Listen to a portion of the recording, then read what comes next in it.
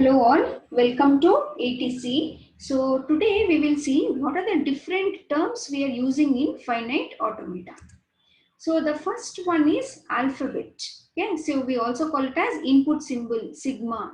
So a language consists of various symbols from which the words or statements can be obtained. So such symbols we call them as alphabets. So an alphabet is a finite non-empty, it's not empty, okay, it's a non-empty set of symbols separate, and it is denoted by sigma here. Okay, so let us say some examples. Sigma is equal to within a pair of curly brackets. Okay, since it is set, we have to have it within a pair of curly brackets. So sigma is equal to 0 comma 1. So I have the input alphabets 0 and 1, which are nothing but binary alphabets. And next we will see sigma is equal to ABC till Z. So since I have all the lowercase letters here, it is a set of lowercase input alphabets. And the third one, let us see, sigma is equal to, I have lowercase letters, I have uppercase letters, and I have some special symbols, I have some digits as well. Okay, so this is nothing but the alphabets of C language. Okay, if you just like everybody, you are aware of C programming. So you know what are the different symbols we will be using in C language. So we can take them as alphabets of C language. The second one we will see the power of an alphabet. So what is this power of an alphabet? Is we represent it using sigma to the power I. So it is nothing but it's a set of words of length I taken from the input alphabets. So let us just take one example. I am taking input symbol sigma as 0 comma 1. So two input symbols I am having. So sigma to the power 0 means there is no input symbol put here. Okay, that means what? My input alphabets or my strings are having the length 0. So what do you mean by strings having length 0? That means no strings. So that empty strings we represent as epsilon. Okay, with the symbol epsilon like this. Okay, let's come to sigma to the power 1. That means what? I can have any number of words which are having the length as 1. Okay, so sigma to the power 1 means words having length 1.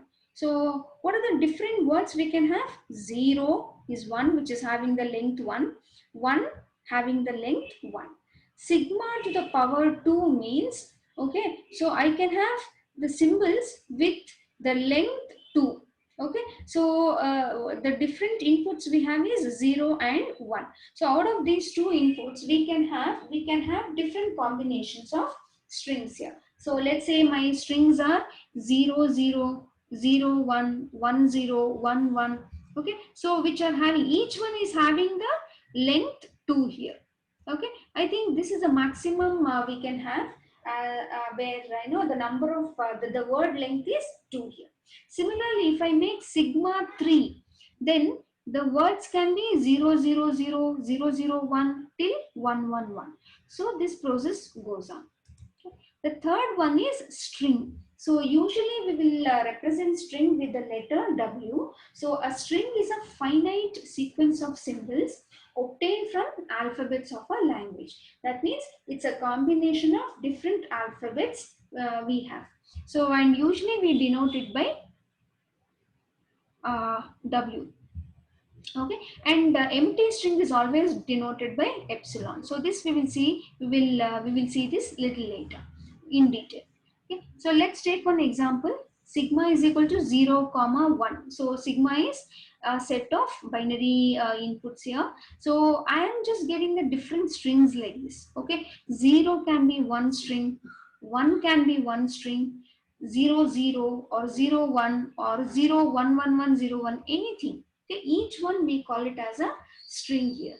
Okay, and yeah, epsilon means I don't have to derive any of the strings. So for that matter, we will say it is known as epsilon. So epsilon means it is an empty string. Okay, and usually we will represent it with the letter W, but also we can represent with any other letter as well. Okay, so example, W is equal to 100101. Usually we will go with the letter W. Then we will see what are the different functions of strings. So we have the first one, length of a string here. So the length of a string means it is the number of symbols in the string W. Okay, so it is denoted with a pipe symbol here. It looks like an absolute value, but it is a length. So let us say I'm having the length, I'm having the string 001110. So this is a string which is derived from the alphabets 0, 1. And let us see what is its length. So 1, 2, 3, 4, 5, 6. So length is 6 here. Similarly, I have the input alphabets A, comma B, and my string is A, B, B, A, B, B, B, A. So its length is 9. So similarly, for an empty string, since it does not have any length, its length will be 0 here. Since it is an empty string, its length will be 0. The second one is concatenation of two strings. So all of you know what is concatenation of two strings. You know, in C language or in Java, or, you must have learned what is concatenation. So we are appending two strings. Okay, so concatenation of two strings U and V. It is a string obtained by appending symbols of V to the right of U. That means I have U as ABC. Let us assume U is a string ABC, V is a string DEF. So I'm appending DEF to the right of U here. So my new string, that is when I concatenate U and V, UV will be ABC followed by the string of V, that is DEF. Then the third one is reversal of a string. So what do you mean by reversal of a string? Just put them in a reverse order. So it is obtained by writing the symbols in reverse order. So we represent using W to the power R, so which represents reverse. So W is ABC, its reverse will be CBA. Then we will see what are the different relations on strings. So the first one is substring. So a string S is a substring of T if S occurs contiguously as a part of T. Okay, you know what is a substring? So substring is nothing but one or more letters which are appearing continuously either at the beginning or at the end or in between, anywhere it can be. Okay, so let's say one example, A. It is a substring of AB, AAA, BB, AA. So this is my string, and AAA, it is appearing in between my string here. So we call AAA as a substring. Now I have one more string, ABA, BBB. In that, my substring is ABA. Possible at the beginning also it might be available. Okay. Then we will see what is proper substring. You know what is a substring? A substring can appear at the beginning, at the end, in between, and anywhere it can appear. And my substring can be a string as well. Let us say my string is let's say car, CAR. Car is my string. Car can also be its substring. Followed? Yeah. Let's come to the second one, proper substring. So a string is a proper substring of a string T if S is a substring of T, this we know, and S should not be equal to T. That means what? If car is my string, car cannot be a proper substring. It can be a substring, but it will not become proper substring. But CA, AC, or RA, anything can be my proper substrings. Okay, so let us just take one example. A. Okay, now I have the string B. So A, since it is a part of the whole string, it can be a proper substring. Okay, my string is A now. So this will not become the proper substring. A is a string what I have. Okay, now the whole string can become substring, but it cannot become proper substring. So proper substring is one which will not be equal to the main string. Okay. So one note I have given, every string is a substring of itself, correct? And epsilon is a substring of every string. Okay. Epsilon means it is a substring. That means epsilon, nothing, no input alphabet in that. Then let us see one question. List all the substrings and proper substrings of the string hello. So I'm giving you the string hello. You will have to list out what are the different substrings. Let us first put all the substrings together, and then we will see what are the different proper substrings we obtain. Okay, so substrings, of course I said, epsilon will be there anywhere, and then it can be H, it can be E, it can be L, it can be O, it can be HE, EL, LL, all the different combinations I have taken. Okay, till HE, LL, all the different combinations of input alphabets I have taken. I mean, like, the strings, the inputs of the string I have taken. So your substrings can be any of these things. Let's come to proper substrings. In that, epsilon is there, H is there, LLO, anything is there. But HE, LLO will not be a proper substring, so have deleted. Okay, I hope you have got this. So let's go to the third one, prefix. So prefix is nothing but a string S is a prefix of T. That means your main string is T, where X is belonging to all the inputs alphabet, where T is equal to SX. So if I just give that, it is difficult to understand. Let's go for one example. I have a string A, B, B, A. This is my string. So its prefix. Prior to that, what are the different strings I have? So it can be epsilon, it can be A, just A, or it can be just prefix to that. I can have epsilon, I can have just A, I can have AB, I can have ABB, I can have all ABBB. Okay. So suffix is just the opposite of that. So suffix, a string S is a suffix of T, is X belonging to again any alphabet here, where T is equal to XS here. Okay, so that means let's say I have the string ABBA again. The suffix R, epsilon will appear everywhere. Okay, epsilon or this A or BA or BBA or ABBA. Suffix which appear later. Suffix is one which appears later. Prefix means which appears beforehand. Okay. Then the next one is language. So a language is a set of all the input alphabets denoted by L is a subset of all the input alphabets. Star means 0 or more number of letters or inputs. Okay. So a language containing empty string is denoted by, it's a language is always a set, Okay, so it has to be enclosed within a pair of curly bracket, and a language which is consisting of empty string will be written like this. Okay, so let's take some examples. A language of strings consisting of equal number of zeros and ones. They have not mentioned that it is zeros followed by one or something. So language L can be epsilon. It is having 0 number of zeros and 0 number of ones, right? So this is also one string. Okay, 0, 1, 1, 0, 1, 1, 1, 0, then 0, 0, 1, 1, having equal number of zeros and ones. Okay, equal number of zeros and ones, equal number of zeros and ones. So anything we can have.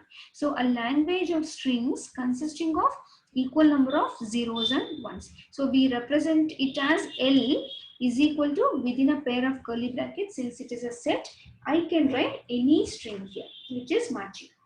Then we will take one more example. A language of strings consisting of n number of zeros followed by n number of ones. Okay, let me take n as 0. When I take n as 0, I will have empty string. So I will represent it as epsilon.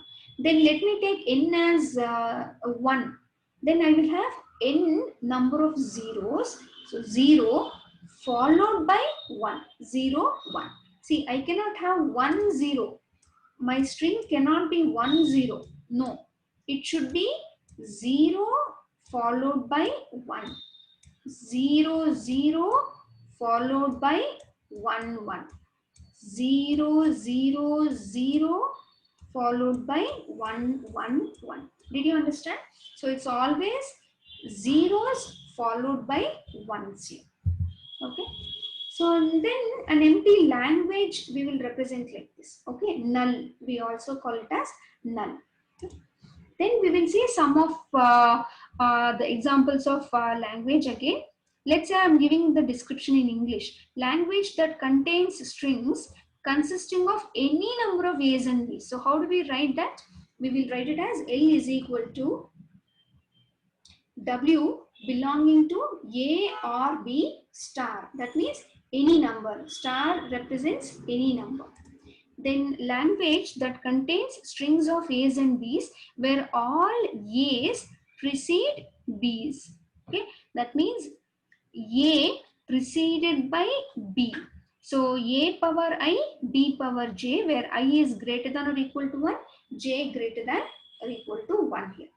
All A's, they have not mentioned there need not to be any A or B. So we should have minimum 1 A which is preceded by minimum 1 B here.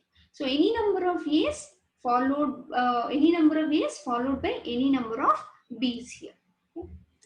Then language that contains strings of A's and B's having at least 4 A's. So how do we represent that is W colon, that means where NA, which is nothing but number of A's, of which string W. So N of A of W should be greater than or equal to 4, where W belongs to AB. Similarly, language that contains strings of A's and B's having exactly 3 B's. So my NB of W is equal to 3. Then let us see what are the different functions of a language. So the languages are all sets, you know. So all those standard operations like union, intersection, difference, all these operations will hold good even for a language. So the first one is union. Let us say input alphabets are A and B. And let me take two languages. Since they are the functions on language, let me have two languages, L1, L2. L1 is having epsilon, AA, ABB, AAA, and then B followed by so many A's and whatever. L2 is having A, AA, any number of A's. So when you combine them, it's a union operation. So L1 union L2, I will have all the strings of L1, L2. In case there is any duplication, let's say AA is duplicated. In such case, it is appearing only once. You know that. Okay. Similarly, when I come to the intersection of L1 and L2, that means L1 intersection L2 will be the common strings between L1 and L2. So according to this one, it will be AA. In case I have AA here, then that also will be taken. Then difference, you know, L1 minus L2, the ones which are appearing in L1, which are not appearing in L2. Similarly, L2 minus L1 will be vice versa. Then fourth one, concatenation. So L1, L2, two languages defined over the alphabet input here. So concatenation is represented as L1 dot L2, concatenation. So, you know, one after another, just combining them. Okay. So let's say I have two languages here. L1 is having 3 strings, L2 is having 2 strings, and I am combining them. So how do we combine them? Chair combined with book, table combined with book, and desk combined with book. Similarly, chair combined with paper, table combined with paper, desk combined with paper. So this will be my concatenation. We call it as concatenation. The next one is Clean's star. So clean is in fact he's a scientist. Okay, so it's a language. Let's say L star. Star means anything. Okay. So it's a set of strings that can be formed by concatenating 0 or more strings from L.